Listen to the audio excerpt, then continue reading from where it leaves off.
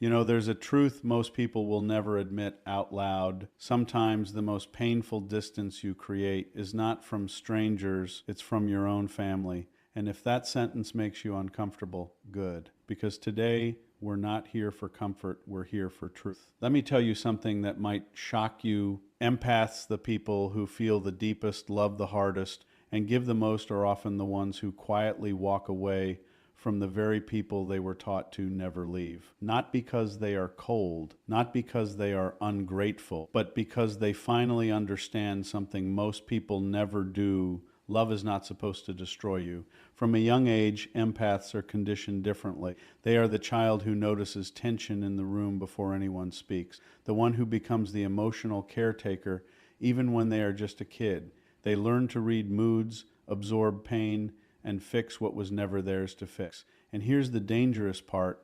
They are praised for it. Such a good child, so understanding, so mature for their age, but what nobody sees is that this maturity is actually emotional survival. Now fast forward, that empath grows up. And one day something shifts. They start feeling exhausted, not physically, but emotionally. Drained after conversations, heavy after family gatherings, anxious before phone calls. And for the first time, a question appears in their mind: why do I feel worse after being around the people who are supposed to love me? That question changes everything. Empaths don't walk away because they are weak. They walk away because they have carried more than anyone ever noticed. They are the ones who stayed when leaving would have been easier. They are the ones who kept listening when no one ever listened back. They are the ones who kept understanding even when they were never understood. And here's the part that most people miss. Empaths don't break loudly. They don't slam doors. They don't create chaos. They break quietly, slowly, invisibly. Because their entire life they were taught that their role was to hold everything together. So they do. They hold the tension in conversations. They hold the pain of others. They hold the responsibility for emotions that were never theirs to carry. And they do it so well that no one ever asks if they're okay. That's how emotional overload begins. Not in one moment, but in 1,000 small ones. Every time they swallow what they really feel. Every time they say it's fine when it's not. Every time they excuse behavior that hurts them just to keep peace. They convince themselves it's love. They tell themselves this is what caring looks like. This is what loyalty means. This is just how relationships are. But deep inside, something starts to shift. A quiet exhaustion begins to grow. Not the kind you fix with sleep, but the kind that sits in your chest, that follows you into silence, that makes even simple conversations feel heavy. And still, they don't leave. Because empaths don't give up on people easily. They replay conversations in their mind trying to understand. They search for reasons behind hurtful behavior. They make excuses that protect others while slowly destroying themselves. They didn't mean it. They're just going through something that I can handle it. But here's the truth. Every time they say I can handle it, they are pushing themselves closer to a limit they don't even realize exists. And when that limit finally arrives, it doesn't announce itself. There's no warning. Just a moment, a small, almost invisible moment where something inside them goes quiet. Peaceful quiet. Detached quiet, the kind of quiet where they stop reacting, stop explaining, stop trying. And if you've never experienced this, you won't understand how serious it is. Because when an empath stops trying, it means they've already tried everything. They've had every internal conversation. They've fought every emotional battle. They've cried in places no one ever saw. And now there's nothing left to give. This is emotional overload, not anger, not hatred, just emptiness. And emptiness is dangerous because it doesn't argue, it doesn't beg, it doesn't chase, it just lets go. People often mistake this moment. They think the empath changed suddenly. They think they became distant for no reason. They think, why are you acting like this now? But what they don't realize is this didn't start now. This started months ago, maybe years ago. This is just the moment it became visible. Because empaths don't react at the first sign of pain. They endure it over and over again until enduring is no longer possible. And when that breaking point is reached, something powerful happens. For the first time in their life, they stop choosing others over themselves, not out of selfishness, but out of survival. They begin to see clearly. They see how much they gave without receiving. They see how often they were there without anyone being there for them. They see how much of themselves they abandoned just to keep others comfortable. And that realization, it's heavy because it comes with a painful question. Why did I accept this for so long? And that question can shake them. It can make them doubt themselves, blame themselves, feel ashamed for not walking away sooner. But here's what most people don't understand. Empaths don't stay because they're blind. They stay because they believe in people. They stay because they see potential where others see problems. They stay because they love deeply, even when it hurts them. So when they finally reach emotional overload, it's not because they didn't try hard enough. It's because they tried too hard for too long. And now their mind and body are forcing a decision they avoided for years. Distance. Not loud, not dramatic, just distance. They stop engaging in the same way. They stop explaining themselves over and over. But, they stop chasing connections that only existed because of their effort. And suddenly, people notice. Suddenly, the same people who ignored their pain start questioning their absence. Why are you so distant? You've changed, Daud. You're not the same person anymore. And they're right. They're not the same. Because the version of them that kept tolerating everything no longer exists. That version was built on overgiving, overthinking, and overfeeling without boundaries. And it couldn't survive. So it didn't. What replaced it is someone quieter, more aware, more protective of their energy. Someone who understands that constantly pouring into others while running empty is not kindness, it's self-neglect. And that realization changes everything. Because once an empath understands that their exhaustion is not normal, that their constant emotional weight is not something they were meant to carry, they can't go back to pretending. They can't unsee what they now feel so clearly. And that's why they walk away. Not because they are weak, but because staying would require them to keep breaking themselves in silence. And they've already done that for far too long. Family is supposed to feel like safety. But for many empaths, it feels like pressure wrapped in love. And that contradiction is where the confusion begins. Because when the people who are supposed to protect you are the same ones who drain you, your mind doesn't know what to believe. You're told this is your family. You're told they love you. You're told you should be grateful. So you try to ignore what you feel, but your body never lies. It tightens when certain names appear on your phone. It becomes restless before gatherings. It feels heavy after conversations that looked normal on the outside but felt suffocating on the inside. And you don't understand why. Because nothing obviously wrong is happening. No one is screaming. No one is hitting you. No one is openly rejecting you. But something feels off, and that something is emotional inconsistency. It's the kind of behavior that confuses your nervous system. One moment you're appreciated, the next moment you're criticized, one day you're included, the next day you're made to feel like you don't belong. Love comes, but it comes with conditions. Respect exists, but only when you behave the way they expect. And slowly,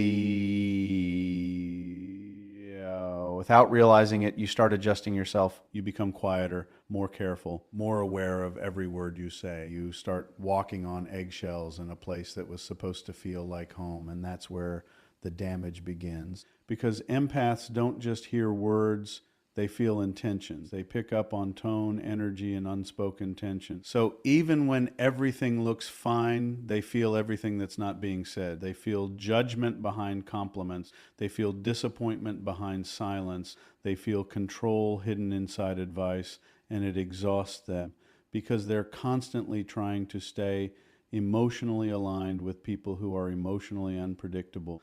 And the human mind cannot relax in unpredictability. It stays alert. It stays guarded. It stays in survival mode. That's why empaths feel drained after being around certain family members, not because they don't care, but because their system never gets to rest. They are always scanning, always adjusting, always trying to keep the emotional balance. And here's the hardest part to accept. This doesn't feel like abuse. It feels like normal because it's what they grew up in. So they normalize it. They say, That's just how they are. They don't mean it like that. I'm probably overthinking, diet. But over time, the cost of that normalization becomes clear. They start losing themselves. Their opinions become filtered. Their emotions become suppressed. Their authenticity becomes conditional. They become who they need to be instead of who they truly are. And the scariest part is they don't even notice it happening until one day something small triggers something deep, a comment, a look, a familiar pattern repeating again, and suddenly they feel it all at once. The years of holding back, the years of adjusting, the years of pretending everything is okay. And in that moment, a realization hits them hard. This doesn't feel like love, not because there's no love, but because the love comes with a cost that requires them to silence themselves, shrink themselves, doubt themselves. And real love was never supposed to feel like that. That realization is uncomfortable because it challenges everything they've been taught. It forces them to question people they were told to never question. It makes them feel disloyal even for thinking about it. And that guilt is powerful. It pulls them back into the same cycle.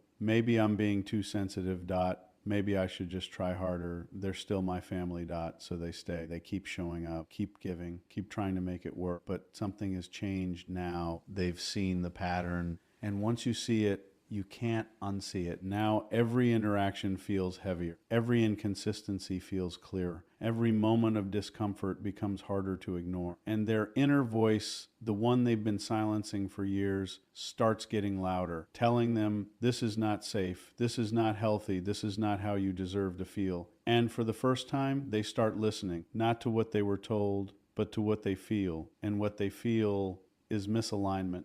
A deep, undeniable sense that something is wrong, even if it looks right on the surface. That's when the shift begins. They stop seeking approval in the same way. They stop explaining themselves endlessly. They stop sacrificing their peace just to maintain connection. And that shift changes how others respond to them, because people who benefited from their silence now feel their distance. People who were comfortable with their overgiving now feel their boundaries. And suddenly,